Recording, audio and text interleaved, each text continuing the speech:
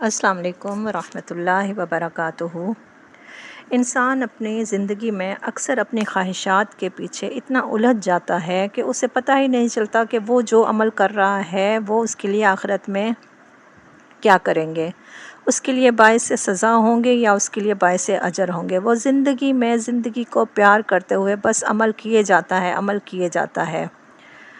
اور اسے اپنی غلطیوں کا احساس ہی نہیں ہوتا کہ اس کے لیے توبہ بھی ہے یا نہیں، اس کے لیے توبہ کا دروازہ بھی کھلا ہوا ہے یا نہیں۔ تو ہم سورۃ النساء کی آیات جو ہم آج پڑھ رہے ہیں، ان میں ہم دیکھتے ہیں کہ اللہ تعالیٰ نے ایسے لوگوں کے لیے کیا فرمایا ہے۔ نحمدہ و نصلی علی رسولہ الکریم، اما بعد، فاعوذ باللہ من الشیطان الرجیم، بسم اللہ الرحمن الرحیم۔ لفظی ترجمہ دیکھتے ہیں آیت 18 سے۔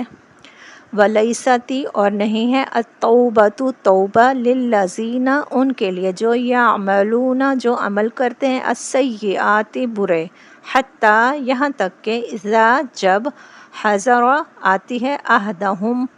ان میں سے کسی ایک کو الموت موت، قال وہ کہتا ہے انی بے شک میں تبتو توبہ کی میں نے الآن اب، والا اور نہ الذین ان کے لیے جو یموتون مر جاتے ہیں وہم اس حال میں کہ وہ کفار کافر ہیں، اولئک یہی لوگ ہیں اعتدنا تیار کر رکھا ہے ہم نے لہم ان کے لیے عذاباً عذاب علیما دردناک۔ یعنی ان آیات میں ان لوگوں کے بارے میں بتایا جا رہا ہے نا کہ جو برے عمل تو کرتے رہتے ہیں، یہاں تک کہ جب ان کو موت آ جاتی ہے تو پھر وہ کہتے ہیں کہ اب ہم نے اپنے برے عمل سے توبہ کی، تو وہ اللہ سے توبہ کرتے ہیں، لیکن پھر اس حال میں ان کی یہ توبہ قبول نہیں ہوتی، نادانستہ گناہ کرتے جاتے ہیں، لا علمی میں گناہ کرتے جاتے ہیں، لیکن جیسے ہی ان کو اپنے گناہوں کا احساس ہوتا ہے تو وہ توبہ کر لیتے ہیں۔ پھر یہ ہے کہ اگر وہ توبہ کیے بغیر گناہ کی حالت میں مر جاتے ہیں تو پھر توبہ قبول نہیں ہوتی۔ ایسے لوگوں کے لیے پھر اللہ تعالیٰ نے سزا تجویز کی ہے جو دردناک عذاب کی شکل میں ہے۔ اس کا مفہوم کچھ اس طرح ہے کہ توبہ جو ہے وہ ان لوگوں کے لیے نہیں ہے جو برے کام کیے چلے جاتے ہیں، یہاں تک کہ جب ان میں سے کسی کو موت کا وقت آ جاتا ہے، کسی کو موت آنے لگتی ہے تو اس وقت وہ کہتا ہے کہ اب تو میں نے توبہ کر لی۔ اس طرح پھر ان کی توبہ جو ہے وہ قبول بھی نہیں ہوتی اور وہ مرتے دم تک کافر ہی رہتے ہیں۔ تو ایسے لوگوں کے لیے پھر اللہ تعالیٰ نے دردناک سزا تیار کر رکھی ہے۔ توبہ کیا ہے؟ توبہ کا مطلب یہ ہے کہ توبہ کا مطلب ہے رجوع کرنا، پلٹ جانا، یعنی گناہ کرنے کے بعد خدا سے توبہ کرنا۔ اس کا یہ مطلب یہ ہے کہ ایک غلام جو اپنے آقا کا نافرمان بن کر اس سے منہ پھیر گیا اور پھر اپنے کیے پر جب اسے شرمندگی ہوئی تو وہ پھر اطاعت اور فرمان برداری کی طرف دوبارہ پلٹ آیا، یعنی کہ اپنے نافرمانی کے بعد وہ دوبارہ سے پھر فرمان برداری کی طرف آ گیا۔ اللہ تعالیٰ نے اس آیت میں کیا فرمایا ہے؟ اللہ تعالیٰ فرماتے ہیں کہ میرے ہاں معافی صرف ان بندوں کے لیے ہے جو قصدن نہیں بلکہ نادانی کی بنا پر قصور کرتے ہیں، اور پھر جب ان کی آنکھوں پر سے جہالت کا پردہ ہٹ جاتا ہے تو پھر وہ شرمندہ ہو جاتے ہیں اور پھر وہ اپنے قصور کی معافی مانگتے ہیں۔ یعنی یہاں پر توبہ بتایا جا رہا ہے کہ توبہ پھر کیسے لوگوں کے لیے ہے۔ تو اگر ایسے لوگ اپنی غلطی پر شرمندہ ہو کر پھر واپس اللہ کی طرف پلٹ آتے ہیں تو پھر وہ اللہ تعالیٰ کے بخشش کا دروازہ کھلا پائیں گے، مگر ایسے لوگوں کے لیے توبہ نہیں ہے کہ جو خدا سے بے خوف اور بے پرواہ ہو کر تمام عمر گناہ کیے جاتے ہیں اور پھر جب ان کو موت اپنی نظر آتی ہے تو پھر وہ کہتے ہیں کہ اب ہم معافی مانگ لیتے ہیں۔ اس طرح پھر اگر وہ کفر کی حالت میں مر بھی جاتے ہیں، ان کو موت بھی آ جاتی ہے تو پھر وہ ان کے لیے پھر کوئی بخشش نہیں ہے بلکہ وہ کفر میں ہی مریں گے۔ یا ایھا الذین اے لوگو جو آمنو ایمان لائے ہو، لا نہیں یحلو نہیں حلال لکم تمہارے لیے ان کے ترثو تم وارث بن جاؤ النساء عورتوں کے کرہا زبردستی، یعنی یہاں پر یہ کہا جا رہا ہے کہ یہ کسی ایمان والے کے لیے جو ہے حلال نہیں ہے کہ وہ کسی عورت کا وارث بن جائے، کسی بیوہ عورت کا وارث بن جائے۔ ولا اور نہ تعضلوہن تم روکو انہیں، یعنی انہیں اسی جگہ پر رہنے پر مجبور کرو، لتذہبوا تاکہ تم لے جاؤ ببعضی بعض ما جو آتیتموہن دیا تم نے انہیں، اللہ مگر ان یہ کہ یاتینا وہ آئیں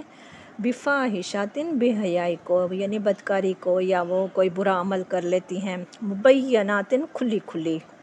وعاشروہن اور گزر بسر کرو ان کے ساتھ۔ کس طرح گزر بسر کرو؟ خوش اخلاقی کے ساتھ، خیر خواہی کے ساتھ، بالمعروف بھلے طریقے سے۔ فَإِن پھر اگر کرہتموہن تم ناپسند کرو انہیں، فَعَسَىٰ تو ہو سکتا ہے، ان تکرہو تم ناپسند کرو، شیئن ایک چیز کو، یعنی وہ تمہیں ناپسند ہے،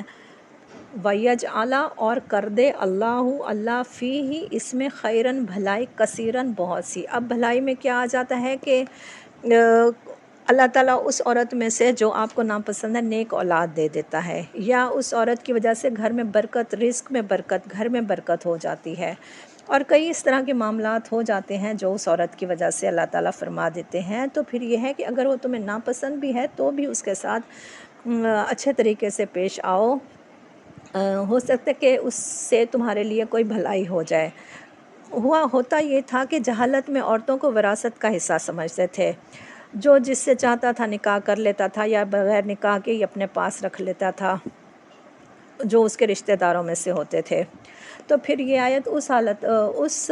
کے بارے میں یہ بتایا جا رہا ہے کہ زبردستی کسی عورت کے وارث نہ بنو، اور نہ ہی ان کو اپنی طرف مجبور کر کے رکھو۔ اور دوسرا یہ ہے کہ پھر اگر تم نے ان کو کچھ دیا ہوا ہے، کوئی تحفے دیے ہوئے ہیں، کوئی تحفے تحائف دیے ہوئے ہیں، تو وہ بھی ان سے واپس لینے کا تمہیں کوئی حق نہیں۔ ہاں یہ ہے کہ اگر وہ اس ٹائم پہ آ کر کوئی بے حیائی کا ارتکاب کرتی ہیں، کوئی بری حرکت کرتی ہیں، یا کوئی زنا کاری کرتی ہیں، تو پھر تم یہ حق رکھتے ہو کہ تم اس سے مہر بھی واپس لے لو،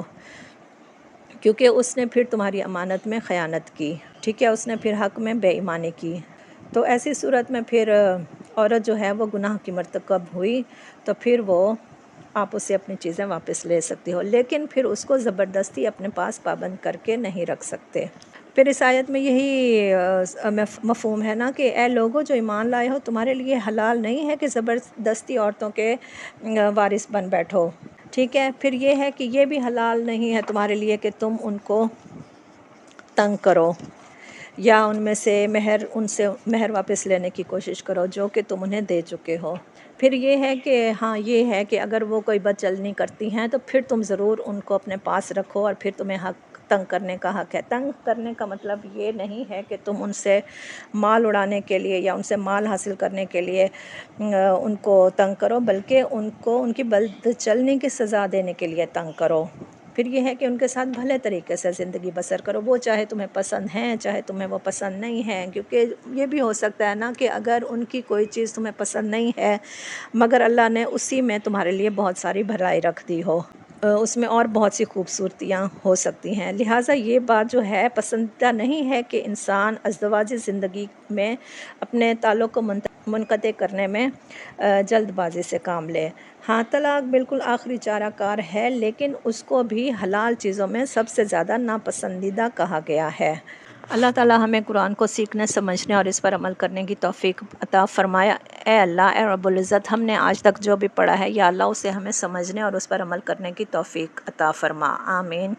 آپ لوگوں کو ان آیات کو پڑھ کر جو بھی سمجھ آیا ہے مجھے کمنٹ میں ضرور بتایا کریں، ہمارے چینل کو لائک اور سبسکرائب کیا کریں،